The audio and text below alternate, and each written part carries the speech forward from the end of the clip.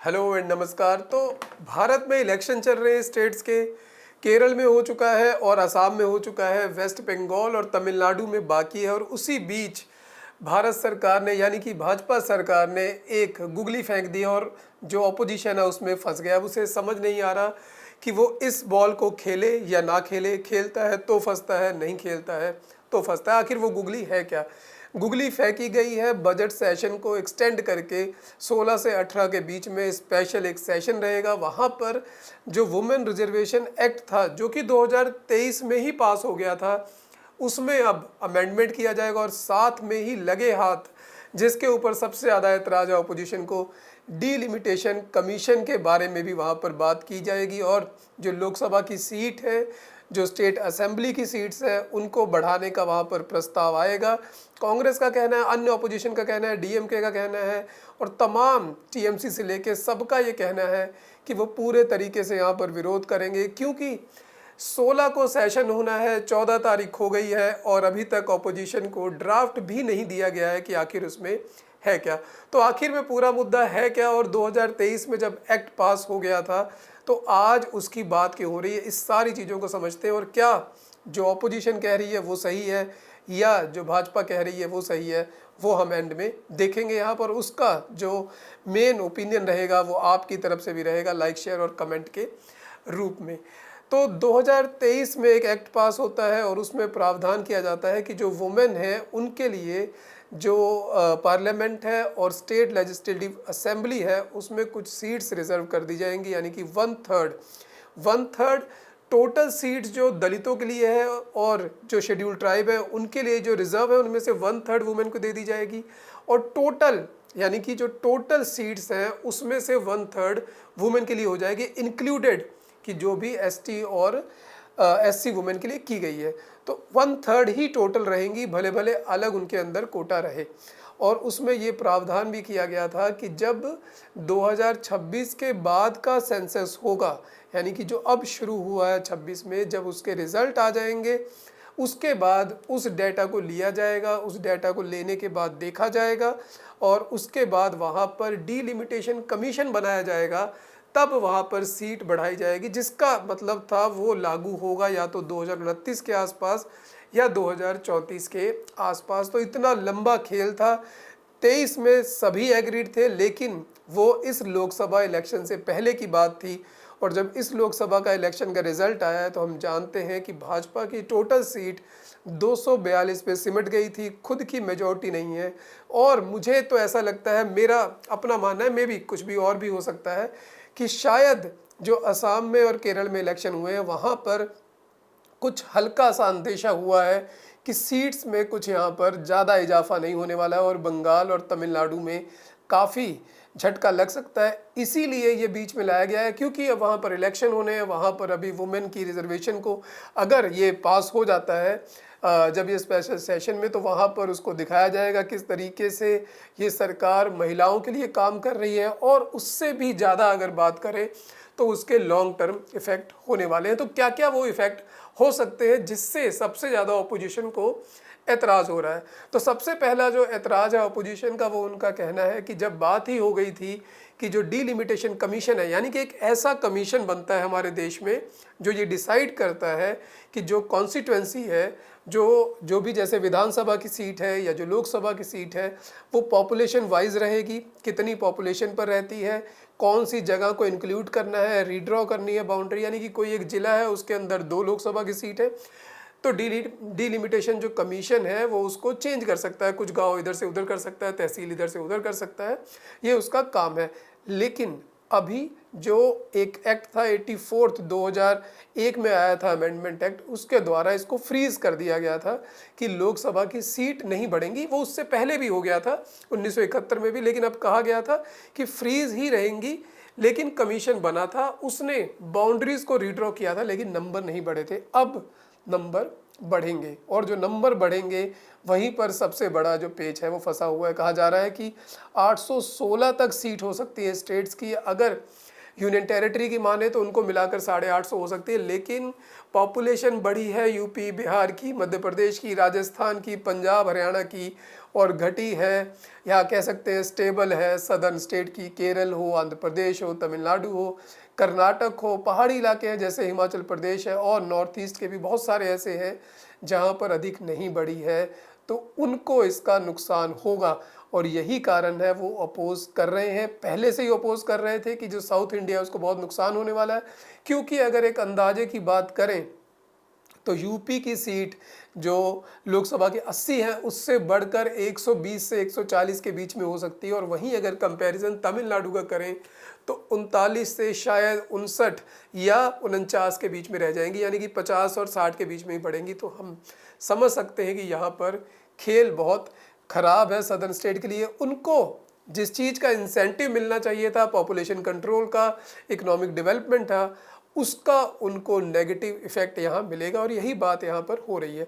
इसलिए अपोजिशन को एतराज़ है कि आप बिना कंसल्ट के ये कर रहे हो। और दूसरा जो ऑब्जेक्शन है उनकी कि जल्दी क्यों है, ये होना तो था ही। 2026 का जो सेंसस आता उसकी रिपोर्ट आती, डिलिमिटेशन कमीशन बनना जरूरी था, क्योंकि एक एमपी के ऊपर अब पॉपुलेशन बहुत हो गई है, काम नहीं हो रहा है, ज़्यादा सीट्स की ज़रूरत है। उसी तरीके से हमारी लोकसभा जो नई बनी है, पार्लियामेंट बनी है, उसमें बहुत ज़्यादा जगह भी छोड़ी गई है, इसीलिए एक्स्ट्रा सीट्स है ताकि नए एमपीज़ को वहाँ पर एडजस्ट कर लिया जाए। लेकिन अभी इसकी क्या ज़रूरत थी, एकदम से क्या ज़रूरत थी, और जबकि अभी सेंसेक्स हो रहा है, उसकी रिपोर्ट आ जाएगी। तो यहाँ पर घूम फिर के फिर से वही बात है, शायद कुछ ऐसी बात है कि शायद बाद में सरकार ये चीज़ें कर नहीं पाएगी उस तरीके से जिस तरीके से उसको करना है। फिर दूसरा एलिगेशन लग रहा है कि अगर आपको डिलिमिटेशन कमीशन भी साथ में लेके आना है तो आप वुमेन रिजर्वेशन को आड़ क्यों बना रहे हैं? आप एक धुआं दिखा रहे हो, आप एक स्मोक स्क्रीन बना रखी है आपने कि वुमेन रिजर्वेशन की बात कर रहे हो। खेल आपका दूसरा है, खेल आपका डिलिमिटेशन कमीशन को यहाँ पर संगठित करना है और सीट्स को बढ़ाना है। ये तो सिर्फ एक बहाना है। उसके बाद फिर जो अपोजिशन है उसका कहना है कि फिर आपको इतनी जल्दी क्यों है, जब कि कास्ट सेंसस की बात हो रही है। भले ही जो 2023 का एक्ट था उसके अंदर किसी भी प्रकार का ओबीसी के लिए रिजर्वेशन की बात नहीं है, वहाँ पर जनरल है, जनरल में ओबीसी भी आ जाएगा, और एसटी और एससी अलग से है। तो उनका कहना है कि जब कास्ट सेंसस होने वाला है तो आप उसको क्यों नहीं वेट कर रहे। लेकिन शायद सरकार चाहती है कि ओबीसी वाला जो अभी एंगल है महिला रिजर्वेशन में, उसको यहाँ पर ना डाला जाए, उसके बिना ही अगर काम चलाया जा सके तो बेटर रहेगा। तो एक तो ये बात हो गई कि वहाँ पर डिलिमिटेशन कमीशन होने वाला है, सीट बढ़ने वाली है, जो सदर्न स्टेट्स हैं उनको बहुत दिक्कत होने वाली है, यूपी बिहार को अनड्यू एडवांटेज मिलने वाला है, और वो एडवांटेज सबसे ज़्यादा अगर किसी को मिलेगा तो उन्हीं सरकारों को मिलेगा जो वहाँ पर अभी सत्ता में। यानी कि अगर यूपी की सीट बढ़ रही है तो यूपी में अभी बीजेपी की सरकार है, एमपी की सीट बहुत बढ़ रही है, लगभग 50 के आसपास होने वाली है, अभी शायद 22-25 के आसपास है, तो वहाँ पर फ़ायदा होने वाला है। जो राजस्थान है उसकी सीट भी काफ़ी कम है, 26 है आई थिंक, जहाँ तक मैं याद कर पा रहा हूँ, वो भी लगभग 50-52 के पास पहुँचने वाली है। हरियाणा जहाँ पर 10 लोकसभा की सीट 18 हो सकती है, पंजाब की 13 है, 18 हो सकती है, वहाँ भी 2027 में इलेक्शन, और वहाँ भी असेंबली की सीट लगभग 117 के आसपास है, वो भी बढ़ के 150-60 के आसपास पहुँच सकती है। तो जहाँ जहाँ इलेक्शन होने हैं लगभग वहाँ बीजेपी की सरकार है, या उन जगहों पर सरकार बनाने की कवायद में लगी हुई है, और उसलिए वो दो जो तीर है वो एक साथ छोड़ रही है, एक तो महिला वाला कि उसको अपोजिशन पकड़े, एक या तो डिलिमिटेशन वाला। दोनों जगह से फ़ायदा उस सरकार को हो सकता है जो सत्ता में है। और तीसरी बात जो टारगेट है वहाँ पर 2029 का इलेक्शन है लोकसभा का, जब ये प्लानिंग है कि 1 नेशन और 1 इलेक्शन होगा, यानी कि सब इलेक्शन एक साथ कर दिए जाएंगे, और उसको करने के लिए भाजपा को यूपी को जीतना जरूरी है, नहीं तो वहाँ पर अगर कोई ऑपोजिशन की सरकार आई तो बहुत जल्दी से उसके टर्म को छोटा नहीं किया जा सकता। तो अगर उस इलेक्शन को भी लड़ना है, 1 नेशन 1 इलेक्शन में भी जाना है, तब भी क्लियर ग्राउंड आज से चाहिए, ज़्यादा से ज़्यादा महिलाओं को वहाँ पहुँचाया जाए।